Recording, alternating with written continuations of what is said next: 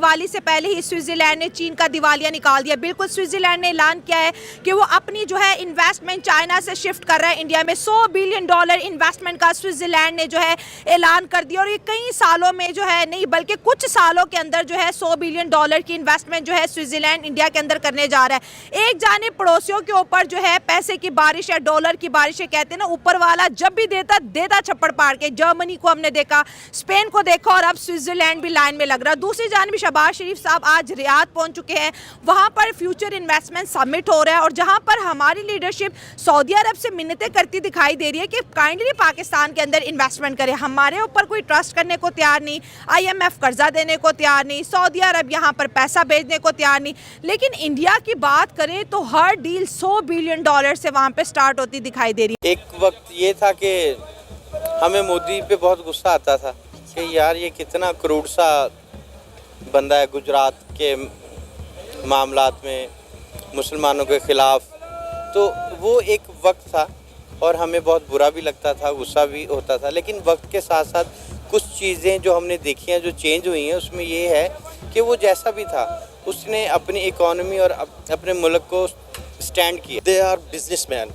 वहाँ अगर उनको कोई फ़ायदा दिख रहा होता है ना तो वो अपने बच्चे भी भेज देंगे फ़ायदे में। अगर जा रहे हैं ना तो दे आर बिजनेसमैन। उनको जहाँ फ़ायदा दिखेगा ना वो वहाँ पे अलाइंस भी करेंगे, वो वहाँ पर अपने मतलब सोल्जर्स भी हटा देंगे और LOC वगैरह सारा क्लियर कर देंगे। अब आपको जनाब वो ग्वादर आगे मतलब वो CPEC रोड बना रहे हैं, क्यों बना रहे हैं? वहाँ पर उनके अपने ज़ाती या उनके मतलब मुल्क की मईशत को इतना फ़ायदा मिल रहा है इनको। मेरे ख्याल से उनको कोई हमारे पाकिस्तान से इतना लेना देना नहीं है। अब सवाल यहाँ पे पैदा होता है कि मोदी अगर अच्छा नहीं है तो उसी के टाइम में, उसी के टर्न्योर में उसका तीसरा टर्न्योर है, ठीक है, तो वो तीसरा टर्न्योर उसी में ग्रो किया ना इंडिया ने। वो जितना भी बुरा हो लेकिन इंडिया ने ग्रो किया, और हम छोटे से बड़े होते गए और बड़े से बूढ़े होते गए। हेलो दोस्तों, जैसा कि आपने हाईलाइट में देखा, हाल ही में भारत के लिए एक बहुत बड़ी पॉजिटिव डेवलपमेंट सामने निकल कर आ रही है, जिसमें यूरोपीय देश स्विट्जरलैंड ने ऐलान किया है कि वह भारत के $100 बिलियन का इन्वेस्टमेंट यानी कि निवेश करने जा रहा है। और ख़ास बात यह है कि स्विट्जरलैंड सीधे सीधे कह दिया है कि इनकी जो चीन की तरफ फोकस है उसको हटाकर भारत में शिफ्ट करना चाहते हैं। यानी कि एक तरफ स्विट्जरलैंड की तरफ से चीन से लात पड़ रही है, वहीं भारत में स्विट्जरलैंड की तरफ से $100 बिलियन का निवेश अलग अलग सेक्टर में होने जा रहा है। तो दोस्तों चलिए देखते हैं कि पाक मीडिया इस वीडियो पर क्या रिएक्शन देता है और उनका क्या कहना है इस वीडियो के बारे में।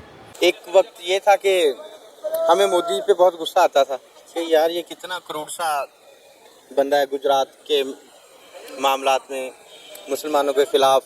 तो वो एक वक्त था और हमें बहुत बुरा भी लगता था, गुस्सा भी होता था। लेकिन वक्त के साथ साथ कुछ चीज़ें जो हमने देखी हैं, जो चेंज हुई हैं, उसमें ये है कि वो जैसा भी था उसने अपनी इकोनॉमी और अपने मुल्क को स्टैंड किया कि, और इंडिया ने ग्रो किया। अब सवाल यहाँ पे पैदा होता है कि मोदी अगर अच्छा नहीं है तो उसी के टाइम में, उसी के टर्न्योर में उसका तीसरा टर्न्योर है, ठीक है, तो वो तीसरा टर्न्योर उसी में ग्रो किया ना इंडिया ने। वो जितना भी बुरा हो लेकिन इंडिया ने ग्रो किया, और हम छोटे से बड़े होते गए और बड़े से बूढ़े होते गए। हमने देखा कि इंडिया ने ग्रो किया, ठीक है, तो इसका जो भी क्रेडिट है उसकी हुकूमत को ही जाएगा ना। उसने पॉलिसीज़ रखी और अपने साथ दूसरी जमातों को लेके चला या नहीं लेके चला, लेकिन उसने अपनी एक हाकमियत कायम रखी। और ये चीज़ एक पॉजिटिव साइन था कि एक हुकूमत 10 से 15 साल उसने वक्त गुजारा और उसकी पॉलिसीज़ में इंडिया को फ़ायदा हुआ। बिल्कुल सर, इसमें तो कोई शक नहीं। आपको पता है कि सोशल मीडिया पे नरेंद्र मोदी साहब का एक क्लिप जो है बहुत ज़्यादा वायरल हो रहा है। नरेंद्र मोदी जब स्पेन के प्राइम मिनिस्टर के साथ रोड शो कर रहे थे तो वहाँ पे एक पैरों से माजूर बच्ची नरेंद्र मोदी के लिए एक तस्वीर बनाकर लेकर आई। गार्ड ने वो तस्वीर जो है नरेंद्र मोदी साहब को दी। पहले उन्होंने गाड़ी के ऊपर से बच्ची का शुक्रिया अदा किया, फिर उन्होंने तमाम प्रोटोकॉल तोड़ दिए। वो खुद नीचे उतरे, बच्ची को जो है उसका हालचाल पूछा, उसका शुक्रिया अदा किया, और जब स्पेन के प्राइम मिनिस्टर ने ये देखा तो उन्होंने बच्ची के साथ जो है वो शेक हैंड किया। तो सोशल मीडिया पे उनका ये क्लिप जो है बड़ा वायरल हो रहा है। मतलब आप देखें कि हम अक्सर नरेंद्र मोदी साहब को तनकीद करते हैं, पाकिस्तानी जो है वो कहते हैं कि वो बुच्चर ऑफ गुजरात हैं, लेकिन जिस तरह से वो दुनिया के लिए और लोगों के लिए सॉफ्ट कॉर्नर रख रहे हैं वो सारी दुनिया सोशल मीडिया पे देख रही है। नहीं, सबसे पहले तो जो उनका है, उनका रोड शो करते हैं और एक क्लिप वायरल हुआ, ये इसको पहले ये कोई अच्छी बात है, होना चाहिए। दूसरी ये कि नाज नखरे होते हैं, जिस तरह खूबसूरत लड़की ने अपना मेकअप करना है, झुमके पहनने हैं, ठीक है, इसी तरह ये आपकी जमहूरियत और आपके इक़्तिदार के ये नाज नखरे होते हैं कि जो आपने कुछ ना कुछ करना होता है, ठीक है, और लोगों को दिखाना होता है कि हम कितने पोलाइट हैं और कितने सिंसियर हैं आपके लिए। तो ये प्लान भी होता है और ना भी हो तो एक अच्छी बात है कि एक वज़ीर आज़म अगर ये प्रोटोकॉल एक बच्ची को देता है तो खुश आइन तो है, लेकिन ये जमहूरियत और इक़्तिदार के लिए ये नाज नखरे होते हैं, ये सभी लोगों की कोशिश होती है। हाँ, ये एक फ़र्क है कि पाकिस्तान जैसे मुल्क में अब जो हालात वाक़यात हैं, कोई भी वज़ीर मशीर या प्राइम मिनिस्टर कोई भी इस तरह के इसलिए नहीं करता कि एकदम से आवाज़ें कसना शुरू हो जाती हैं, चोर आ गए वगैरह वगैरह, इसलिए फिर वो रोडों पे नहीं आते। तो जो जिन मुल्कों में जमहूरियत पिनप रही है वहाँ का वज़ीर आज़म हो, सदर हो, कोई भी हो, तो वो रोड पे बड़ी बासानी निकल आता है। क्यों कि अवाम में इतनी हलचल नहीं होती, वो देख के खुश होते हैं। और हमारे पाकिस्तान में अगर इस तरह कोई कांड हो जाता है तो वो ज़्यादा हलचल ये होती है कि आवाज़ें कसना शुरू हो जाते हैं कि चोर आ गए। और सर ये सिर्फ पाकिस्तान में नहीं है, बाहर के मुल्कों में भी आप जाएं, वहाँ पे रहने वाले पाकिस्तानी इनका क्या हाल करते हैं, हम सोशल मीडिया पे वो बखूबी देखते हैं। हाँ जी, देखिए फ्रस्ट्रेशन है ना कि मतलब अवाम परेशान है, हालात बेकाबू हैं, दुखी हैं, तो वो किस पे निकालेंगे? इन्हीं लोगों पे गुस्सा निकालेंगे। अब पाकिस्तान जैसी कंट्री या दूसरी कंट्री को आप इसलिए कंपेयर नहीं कर सकते क्योंकि हम देखते हैं कि इंग्लैंड के वज़ीर आज़म हो या उनके कोई मेयर हो, वो आपको रोड्स पे चलते बाइसाइकिल चलाते नजर आएंगे। वो क्यों कि वहाँ पे एक स्मूथली सिस्टम चल रहा है। हमारे इंडिया पाकिस्तान का जो अलमिया है, जिसमें बांग्लादेश, श्रीलंका, ये मुल्क जो बैकवर्ड मुल्क हैं थोड़े से, यहाँ पे ये एक्टिविटी करते हुए लोग डरते हैं। ठीक है, तो मोदी साहब ने किया तो खुशाइन कहेंगे, इनको होना चाहिए। सर आपको पता है कि कहा जाता है कि नरेंद्र मोदी साहब को आदत है एक गैलेक्सी छोड़ने की, वो हमेशा एक गैलेक्सी छोड़ कर जाते हैं। देखिए वो पावर में है ना, उन्होंने अपने आप को तीसरी हुकूमत बना के अपनी पावर भी दिखाई, तो उसका एक एलिमेंट तो है कि मतलब उसको अभी एक कमज़ोर वज़ीर आज़म वो तो नहीं कहा जा सकता ना। कि मेरे ख्याल में इंडिया में, अब मुझे हिस्ट्री का नहीं पता है, लेकिन 3 बार हुकूमत करना बहुत बड़ा क्रेडिट होता है। हाँ, और सर सिर्फ इंडिया के अंदर नहीं, उन्हें दुनिया का पसंदीदा तरीन लीडर तस्वुर किया जाता है। और दूसरा ये है कि अगर इंडिया की इकोनॉमी ने ग्रो किया है तो वो हुकूमत कैसी भी थी, वो एक ही हुकूमत के तसलसल की वजह से हुआ ना। नहीं तो हुकूमतें आती हैं, दूसरे प्रोजेक्ट बंद कर देती हैं, वो अपनी पिछली गई हुकूमतों के प्रोजेक्ट को बंद कर देती हैं, नए लॉन्च कर देती हैं, इसी तरह लॉस होता रहा है। तो शायद मोदी साहब के क्रेडिट में ये भी एक चीज़ आती हो कि 3 हुकूमतों का तसलसल था तो इंडिया की इकोनॉमी ने ग्रो किया, तो अच्छी बात है। और अभी मेरे ख्याल में जब से ये पाकिस्तान अपने क्राइसिस में गया है तो हम इंडिया को भी भूल गए, कश्मीर को भी भूल गए, अपनी दाल रोटी में लगे हुए हैं। अब ये नहीं समझ आ रही कि इंडिया हमारा दुश्मन था कि कोई और हमारा दुश्मन था। हम खुद अपने दुश्मन हैं। हाँ जी, तो अब वो कश्मीर भी गया, उसको आज़ाद क्या करवाना था, वो मकबूजा कश्मीर तरफ से हो। अब इंडिया में क्या है, अब इंडिया में ये है कि मिसाल के तौर पे आप अंदाज़ा लगा लें कि पाकिस्तान में सिर्फ मुशर्रफ दौर के बाद 5-6 यूनिवर्सिटियाँ बनी है। इससे पहले सिर्फ हमारी 3-4 यूनिवर्सिटियाँ थी, जो यूटी लाहौर, यूटी टेक्सला और इस तरह NED कराची, जो पुरानी यूनिवर्सिटी है। आप इंडिया के अंदाज़ा लगाएं कि एक IIT के जो स्टूडेंट्स वगैरह होते हैं वो जॉब से मतलब इंजीनियरिंग से फारिग होती नहीं कि वो किसी मल्टीनेशनल कंपनी में लग जाता है। IIT मुंबई है, IIT दिल्ली है, IIT कानपुर है और मुख्तलिफ किस्म की यूनिवर्सिटी हमारे अमेरिका में भी खुल रही हैं, अब अमेरिका एग्जैक्टली अमेरिका में भी उसके कैंपस जा रहे हैं। तो मतलब ये मतलब है कि तरजीहात की बात होती है कि आपकी तरजीहात क्या है।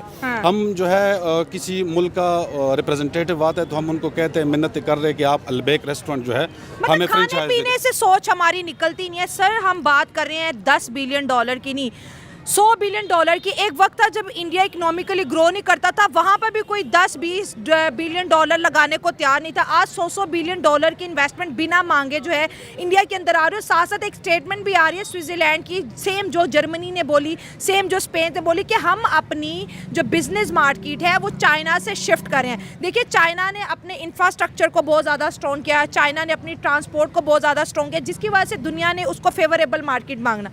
लेकिन आज जो है लोग इंडिया को प्रेफर कर रहे हैं, ये बड़ी बड़ी सुपर पावर्स प्रेफर कर रही हैं। $100 बिलियन की इन्वेस्टमेंट वहां पर ब्रिक्स में देखिए कितने हाईलाइट रहे हैं। मिसेस की 2 रीज़न है ना कि आप इंफ्रास्ट्रक्चर के लिए या टेक कंपनी या प्राइवेटाइजेशन के लिए आप ग्राउंड बनाते हो। अभी आप अंदाज़ा लगा लें कि हमारे जितनी भी फ्रीलांसर्स हैं पिछले 2 महीनों में उनके मतलब लाखों डॉलर हमारा नुकसान हो गया। क्यों? क्योंकि नेट नहीं आ रहा। आपका जो है सैटेलाइट नेट नहीं है। आप उसको देख ले, एलोन मस्क की जो कंपनी है स्टारलिंक, पाकिस्तान के अलावा सारी दुनिया पहुंच गई है। क्यों? पाकिस्तान में क्यों नहीं पहुंच रही, ये वाला मसला है, वो वाला मसला है, वो लाइसेंस नहीं मिल रहा, ये लाइसेंस नहीं मिल रहा। हालांकि क्यूबा जैसे छोटा मुल्क, लग्जमबर्ग जैसे छोटा मुल्क, उधर स्टारलिंक की सहूलत है, पाकिस्तान में नहीं है। पाकिस्तान में क्या है, पीटीए ने लाइसेंस नहीं दिया, उन्होंने लाइसेंस नहीं दिया, ये मुश्किलात है, वो मुश्किलात है, ऊपर से फायरवॉल वगैरह ये सारी चीज़ लगा के और भी जो है मार्केट को वो लोग ख़राब कर रहे हैं। तो इंडिया में एक ये है कि जो IT सेक्टर है या इंफ्रास्ट्रक्चर सेक्टर है, उनके लिए ग्राउंड बना हुआ है, सिक्योरिटी है, उधर जो है पॉलिटिकल स्टेबिलिटी है। ठीक है, आप अंदाज़ा लगा लें कि ये उनका 1 अरब 25 या 30 करोड़ की आबादी में इतने आराम से इलेक्शन हो गए, और पावर का जो डिस्ट्रीब्यूशन था, जो उनकी पोर्टफोलियोज़ वगैरह बन गई, तो बड़ा फेयर रहता है। इधर हमारे यहाँ इलेक्शंस होते हैं, इलेक्शन चल रही होती है, और इसके अलावा जो है इल्ज़ाम तराशियाँ स्टार्ट हो जाती है, रैगिंग की, खत्म हो जाते हैं, और फिर भी जो है वो बैलेट पेपर छप रहे होते हैं, बैलेट पेपर छप रहे होते हैं। तो हम वापस अपनी सवाल की तरफ आते हैं कि इंडिया क्यों अट्रैक्टिव मार्केट बन चुकी है उसकी वर्ल्ड एक के लिए, पॉलिटिकल स्टेबिलिटी है, और जो टेलीकॉम सेक्टर या मतलब है कि IT सेक्टर के लिए जो बेसिक चीज़ें, बेसिक फैक्टर्स होती है, वो अवेलेबल है। इसके अलावा उनकी मैन पावर है जो इजीली अवेलेबल है। आप किसी भी गल्फ कंट्री में जाए, और या जो है यूरोप किसी भी कंट्री का आप डेटा उठा के देख ले, तो उधर सबसे ज़्यादा पहले इंडियन को प्रेफर करते हैं। क्यों? एक तो वो है कि वो मतलब है कि एक अच्छे से कल्चर से निकला होता है, ठीक हो गया, और उनकी अच्छी खासी पॉलिशिंग और स्किल भी है ना, एजुकेशन के साथ स्किल भी दे रहे हैं, स्किल भी दे रहे हैं।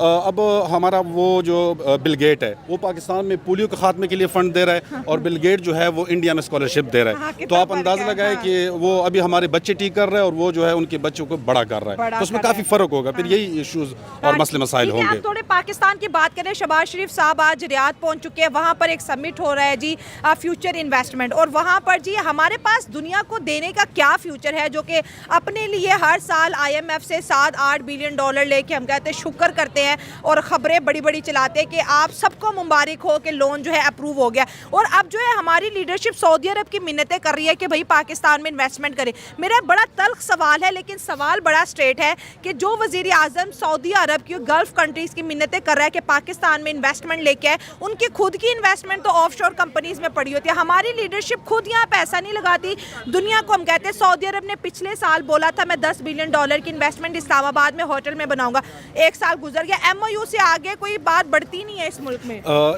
इसका रीज़न भी है, और वो ये है कि पिछले 2018 में जो हमारी फॉरेन पॉलिसी थी, स्पेशली खान के दौर में ना, वो बहुत ही लो एज पे आ गई थी।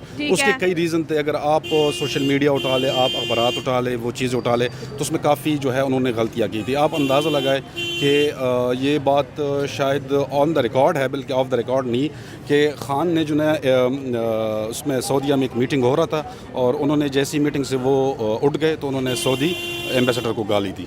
ये बात जो है ऑन द रिकॉर्ड है। दोस्तों, जैसा कि आपने वीडियो में देखा, दुनिया भर में कुल 195 देश हैं, लेकिन 100 में से अधिक देशों जिनकी टोटल अर्थव्यवस्था 100 बिलियन डॉलर नहीं, यानी कि भारत में जो इन्वेस्टमेंट आ रही है उसकी वैल्यूएशन का अंदाज़ा इससे लगाया जा सकता है कि एक समय में जब भारत की अर्थव्यवस्था काफ़ी कमज़ोर थी, भारत को भी दूसरे देश के सामने हाथ फैलाने पड़ते थे, लेकिन उस समय 10 या 20 बिलियन डॉलर भारत को लोन देने के लिए कोई भी देश आसानी से तैयार नहीं होता था। लेकिन भारत ने पिछले कुछ सालों में इतना ज़्यादा विकास कर लिया है कि आज के समय में जर्मन, कनाडा और जापान के साथ साथ अमेरिका और सिंगापुर जैसे कई बड़े देशों ने भारत की कंपनियां काफ़ी बड़ा अमाउंट निवेश किया है, जिससे एक तरफ से भारत की कंपनियां आगे बढ़ रही हैं, साथ ही साथ उनके देश की कमाई भी भारतीय कंपनियों के माध्यम से हो पा रही है, जिसके कारण विदेश से भारत में आने वाले निवेश लगातार बढ़ते जा रहे हैं। लेकिन इस बीच में जो खबर निकल कर आई है वो एक बहुत बड़ी हेडलाइन बन चुकी है, क्योंकि स्विट्जरलैंड ने ये बात सीधे तौर पर कह दिया है कि आने वाले कुछ सालों में उनके द्वारा भारत में 100 बिलियन डॉलर तक का इन्वेस्टमेंट किया जाएगा। साथ साथ स्विट्जरलैंड ने भी ये कहा अभी तक जो ज़्यादा ध्यान उनके चीन द्वारा दिया जाता था, जो अब इस बजाय भारत को उनके द्वारा ध्यान दिया जाएगा। कहने का मतलब ये है कि अभी तक जो मोटा मोटा इन्वेस्टमेंट चीन में जा रहा था वो पूरी तरीके से भारत में शिफ्ट होने जा रहा है। यानी दिवाली के पहले स्विट्जरलैंड ने चीन का दिवाला निकाल दिया, और वहीं उनकी तरफ दिवाली का भारत एक तरफ से गिफ्ट दिया जा रहा है। तो दोस्तों, वीडियो कैसा लगा अपनी राय कमेंट बॉक्स में जरूर दें। वीडियो पसंद आए तो लाइक और सब्सक्राइब करना ना भूलें।